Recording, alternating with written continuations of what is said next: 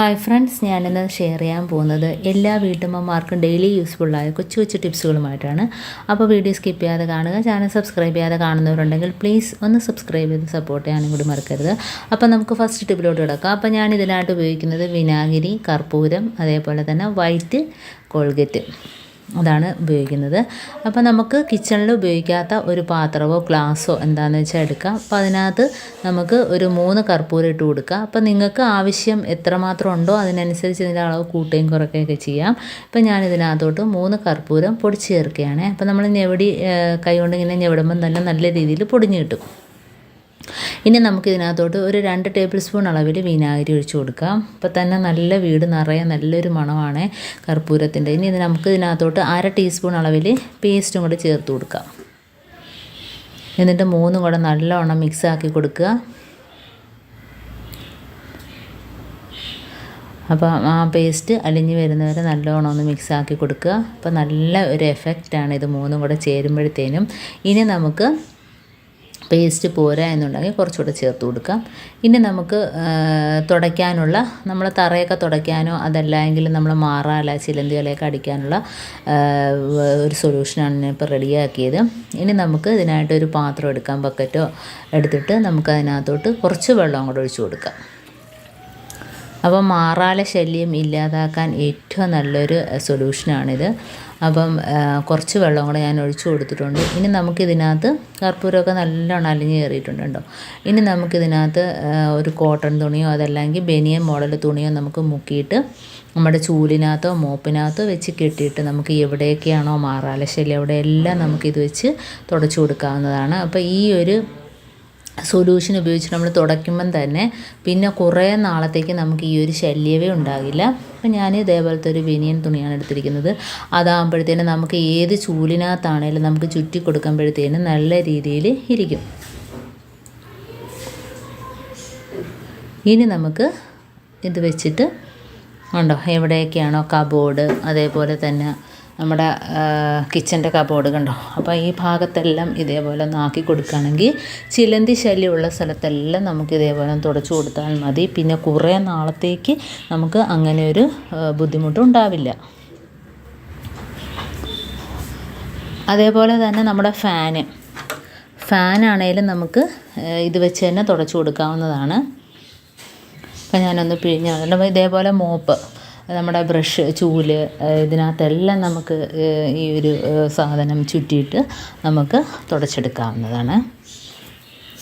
അപ്പം ഞാൻ ഈ ബ്രഷിനകത്ത് ഇതുപോലെ ആക്കിയിട്ട് നമുക്ക് ഇവിടെ ഉയരങ്ങളിലൊക്കെ തുടയ്ക്കുന്ന, അതേപോലെ AC-യുടെ ഭാഗത്ത് ഒക്കെ തുടയ്ക്കുന്നതിന് ഇത് മാത്രം മതി.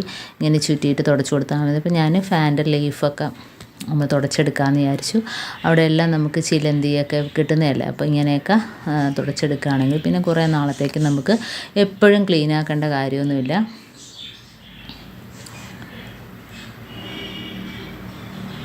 നല്ല രീതിയിൽ ക്ലീനായിട്ട് കിട്ടിയിട്ടുണ്ട്.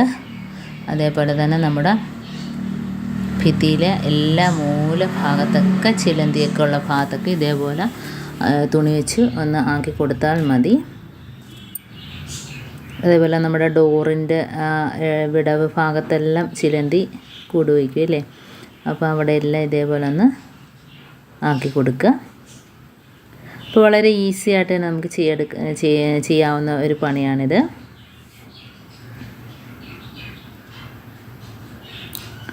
അപ്പോൾ എല്ലാ ഫാനും ഇതേപോലെ തുടച്ചെടുത്തിട്ടുണ്ട്.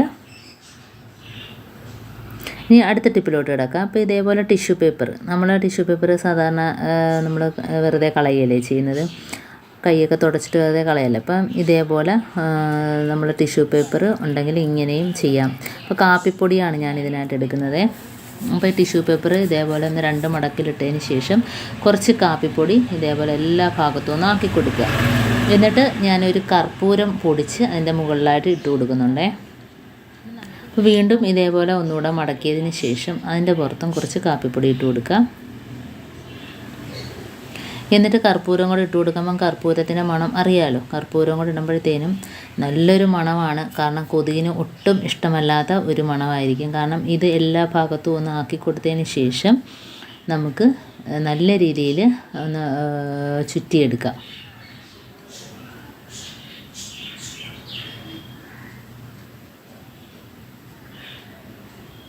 ഇപ്പോൾ എല്ലായിടത്തും ആക്കി കൊടുത്തിട്ടുണ്ട്. ഇനി അതിലും കർപ്പൂരം നമുക്ക് വിതറി കൊടുക്കാം.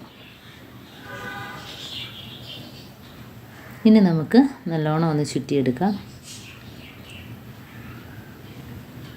അപ്പോൾ ഇത് എന്തിനാന്ന് വെച്ചാൽ കൊതുകിനെ തുരത്താം, കൊതുകിനെ നമുക്ക് എങ്ങനെ ഇല്ലാതാക്കാം. അപ്പോൾ ഇത് വെച്ച് കത്തിച്ചൊന്ന് പുകച്ചാൽ മാത്രം മതി. ഇപ്പോൾ മഴ സമയമായതുകൊണ്ട് കൊതുക് ശല്യമൊക്കെ ഒരുപാടാണല്ലേ. അപ്പോൾ സന്ധ്യ സമയത്ത് തന്നെ നമ്മൾ ഇതേപോലെ ഒന്ന് പുകയ്ക്കുന്നത് നല്ലതായിരിക്കും. പിന്നെ ഡ്രസ്സൊക്കെ ഇട്ടിരിക്കുന്ന സ്ഥലത്ത് നമ്മൾ ഡ്രസ്സൊക്കെ ഒന്ന് നല്ലോണം ഒന്ന് കുടഞ്ഞു കൊടുക്കുക. കാരണം ഡ്രസ്സിലൊക്കെ നേരത്തെ കയറി പറ്റിയിരിക്കുന്ന കൊതുകുകളൊക്കെ ഈ ഒരു പുകയടിച്ചിട്ട് പുറത്തോട്ട് പോകും. അപ്പോൾ ഡ്രസ്സെല്ലാം ഒന്ന് അനക്കി കൊടുക്കുക. അപ്പോൾ സന്ധ്യ സമയത്ത് ഇതേപോലെ നമ്മളൊന്ന് കത്തിച്ചു കൊടുക്കുകയാണെങ്കിൽ നല്ലൊരു മണമാണ്. ഈ ഒരു മണം അടിച്ചിട്ട് വീട്ടിനകം ഫുള്ളും കർപ്പൂരവും പ്രത്യേകിച്ച് കാപ്പിപ്പൊടിയുടെയും മണമാകുമ്പോഴത്തേനും വീട്ടിനകത്ത് ഉള്ള കൊതുകെല്ലാം പുറത്തോട്ട് പോകും.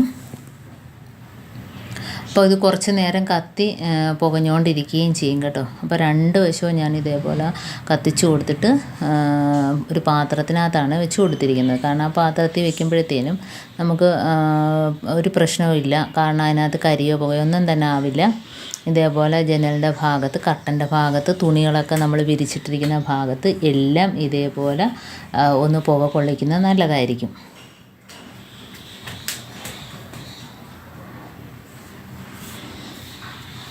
പ്രത്യേകിച്ച് സന്ധ്യാസമയത്താകുമ്പോഴത്തേനും കയറുന്ന കൊതുകുകളെല്ലാം അങ്ങ് പോയിക്കോളും.